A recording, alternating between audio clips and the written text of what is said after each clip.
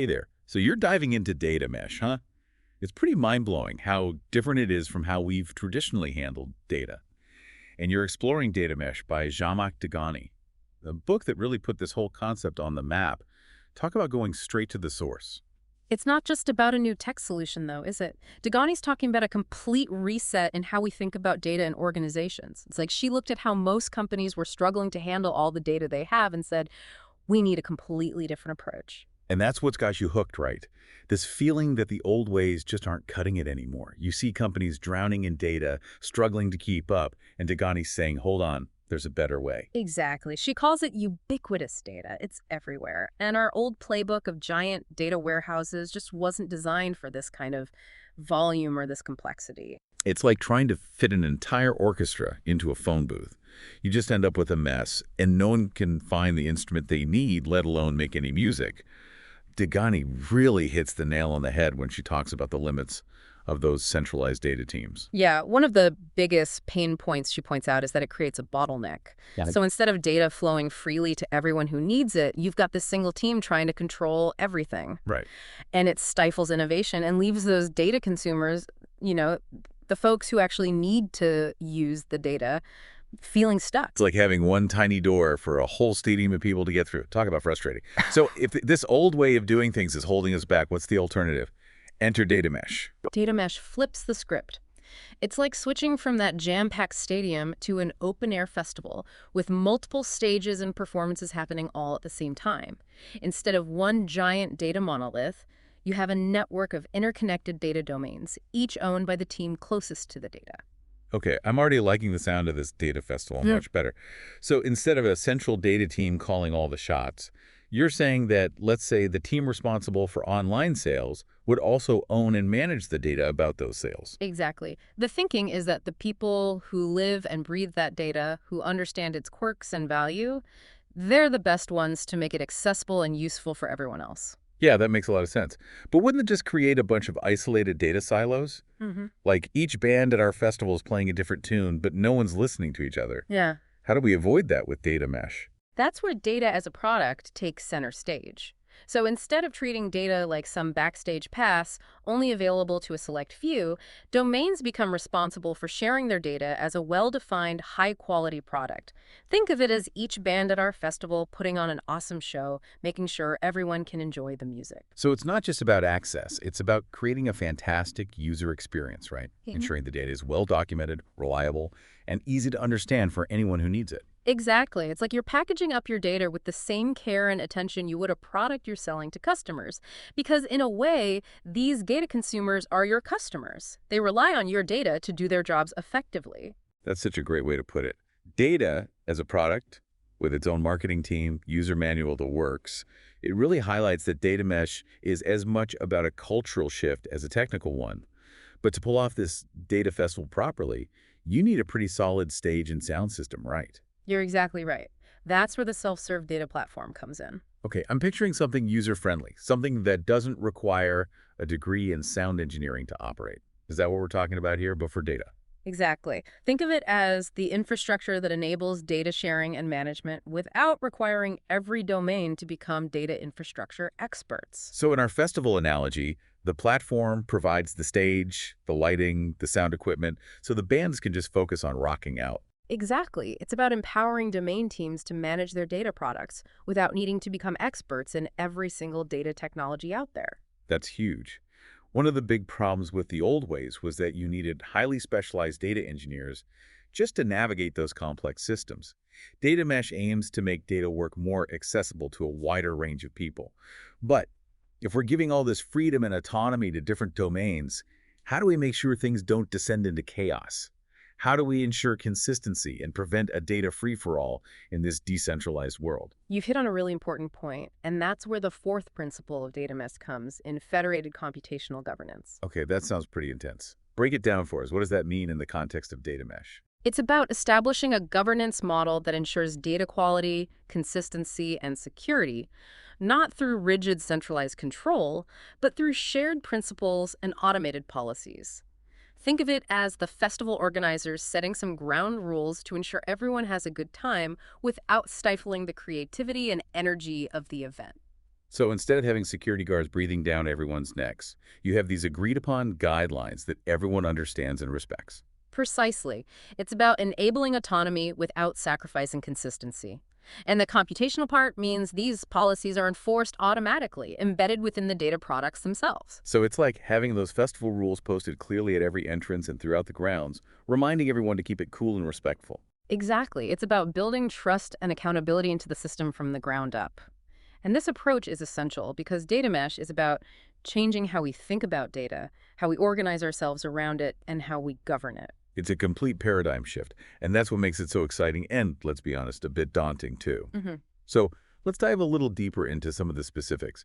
Dehghani talks about different types of data domains within a data mesh. Can you elaborate on that for us? Absolutely. She outlines three main types, each with a distinct purpose: source-aligned, aggregate, and consumer-aligned domains. Okay, I'm picturing these data domains as different areas within our festival, each with its own unique vibe. So let's start with those source-aligned domains. What are they all about? Think of source-aligned domains as the raw, unfiltered energy of the festival. The actual performances, the crowd's reactions, those spontaneous moments that make it all come alive, they hold the raw data reflecting what's happening within a specific domain. So sticking with our online sales example, a source-aligned domain might capture every click, every purchase, every customer interaction as it happens in real time. You got it. It's the ground truth, the source of record for that domain. And in a data mesh, the team responsible for online sales would own that data right from the get-go, ensuring its quality and accuracy. No more tossing it over to a central data team to sort out later. They're like the stage crew, making sure everything runs smoothly during a live performance. But what happens when you want to understand the bigger picture, like the overall impact of the festival on the city? That's where aggregate domains come in, right? Exactly. Aggregate domains are like taking a bird's eye view of the festival.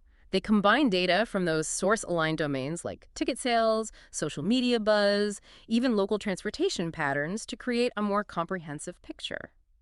So you're getting insights that you wouldn't see by just looking at any one domain in isolation. You're understanding how all the pieces fit together. Right. And then you have consumer-aligned domains, which are like those food stalls at our festival, each catering to specific tastes and preferences. These domains prepare data for specific applications or analytical tasks. So you might have one stall serving up data prepped and ready for marketing insights, another one tailored for real-time customer service analytics, and so on. Exactly. It's about making the data not just accessible, but truly actionable, tailored for specific needs. This is all super cool, but I have to ask, with all these different domains and data products, how do we make sure they all work together smoothly? It's like making sure the music from different stages at our festival doesn't clash and create a chaotic symphony of sound. That's where data mesh diverges from that traditional approach of trying to force everything into one giant unified data model. It embraces the idea of multiple but connected models. So instead of trying to make all the bands at our festival play the same genre of music, we acknowledge that each domain will have its own unique style and sound. Precisely. It's about recognizing that different contexts will require different perspectives on data. But to keep our festival harmonious, data mesh emphasizes clear contracts and interfaces between domains. So it's like having different musical genres, but with agreed-upon transitions and collaborations between artists, so the overall experience feels connected and engaging. Exactly. It's about establishing standards and protocols that enable interoperability across the entire mesh, even as individual domains maintain their autonomy. This interoperability is key, right? It's the ability to connect and combine data from different domains that allows us to unlock those really powerful insights. Absolutely. Imagine if each band at our festival could only play for their own fans in isolated tents. It's the ability to experience those different musical styles together that creates a richer, more vibrant event. It's like the difference between a collection of individual performances and a truly immersive festival experience. But let's get real for a second. I know you're listening out there and you might be thinking, this data mesh sounds fantastic, but how do I actually make it happen in my organization? It's one thing to picture this awesome data festival, but how do we actually build it? That's the million-dollar question, and Dehghani is very clear that this transition isn't a walk in the park. It's a fundamental shift that requires careful planning, a willingness to experiment, and strong leadership support. It's like transforming a traditional concert hall into a sprawling outdoor festival. You can't just slap on a new coat of paint and call it a day. Exactly.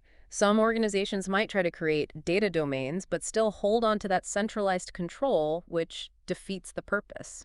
It's like building those isolated tents for each band at our festival. We need to fully embrace the open-air concept for it to work. So how does the role of the central data team change in this new world of data mesh? Think of them less like the stage managers calling all the shots and more like the festival organizers, setting the stage for success.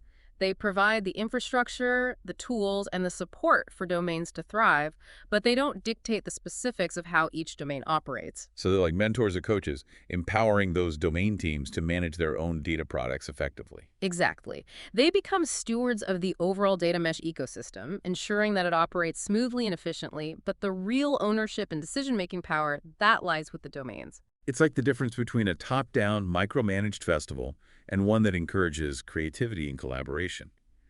And that shift in mindset can be tough for organizations used to doing things the old way. Absolutely. But the potential payoff is huge. By embracing data mesh, organizations can unlock the true value of their data, become more agile, and foster a culture of data-driven innovation.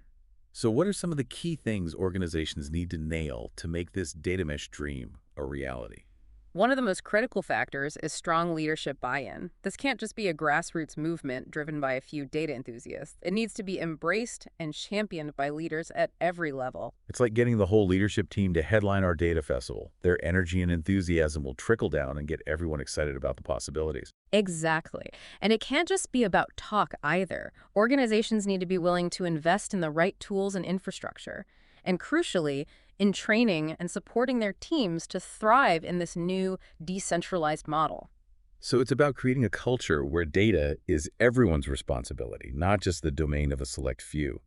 Speaking of culture, one of the things that really struck me about Dehghani's book is how she emphasizes that human element of data mesh. It's not just about technology, it's about people. Absolutely. She talks about the need for data empathy, for understanding the needs and perspectives of those who will be using the data. It's about fostering collaboration, communication, breaking down those silos that often exist between teams. Because at the end of the day, data is only as valuable as the insights we can extract from it, and that requires human intelligence, creativity, and collaboration. Precisely.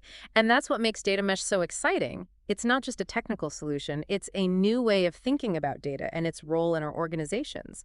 It's about empowering people to use data to solve problems, to drive innovation, and to create value. You've really painted a vivid picture of this data mesh world, and I have to say, I'm feeling pretty inspired right now. It's clear that data mesh has the potential to be truly transformative, but it's also clear that it's not a one-size-fits-all solution. It's not a magic bullet, that's for sure. It requires a real commitment to change, a Yeah. willingness to challenge the status quo, and a deep understanding of the principles that underpin this new paradigm. So for someone listening to this, excited about the possibilities, but maybe feeling a little overwhelmed, what would be your advice? Where do they even begin? Well, first of all, tell them to pat themselves on the back for digging into this. Just by exploring data mesh, they're already ahead of the curve. One great next step is to start small. Identify a specific area where a data mesh approach could make a real difference and experiment. So instead of trying to transform the entire festival overnight, start by building one awesome stage and inviting everyone to experience the difference. Exactly. And don't be afraid to learn as you go. Data mesh is still a relatively young field, and there's a lot of room for experimentation and innovation. And for those who really want to go deep, Dehghani's book is the perfect place to start. It lays out the principles, the challenges, and the potential of data mesh in a clear and compelling way. You've obviously spent some quality time with it. What were some of your personal takeaways? What really stood out to me was how data mesh encourages us to view data as a vibrant ecosystem, not just the static collection of information. It's about recognizing the interconnectedness of data and the power of decentralization and collaboration. It's about moving away from those rigid top-down structures and embracing a more fluid, organic approach to data management. And that resonates with the way many organizations are evolving anyway, more agile, more collaborative, more responsive to change. So data mesh isn't just a new way to manage data, it's a philosophy that aligns with a broader shift in how we think about organizations and work itself. Absolutely. It's about creating a culture where data empowers everyone, not just a select few. And that's a future I'm excited to be a part of. Well said. And on that note of excitement and possibility, I think it's time for us to wrap up this deep dive. We've explored the core principles of data mesh, delved into its potential to transform organizations, and hopefully spark some new ideas for you to explore. We've seen how data mesh challenges traditional approaches, advocating for decentralization, domain ownership, and a more human-centric approach to data. And we've highlighted the data mesh as not just a technical shift, but a cultural one, requiring a new way of thinking about data and its role in driving innovation. Dehghani doesn't just offer solutions, she poses provocative questions about the future of data. Imagine a data web, where data flows as seamlessly as information does on the internet today. What would it mean to have access to a global network of interconnected data, enabling us to solve complex problems and collaborate in unprecedented ways? That's something worth pondering. Absolutely.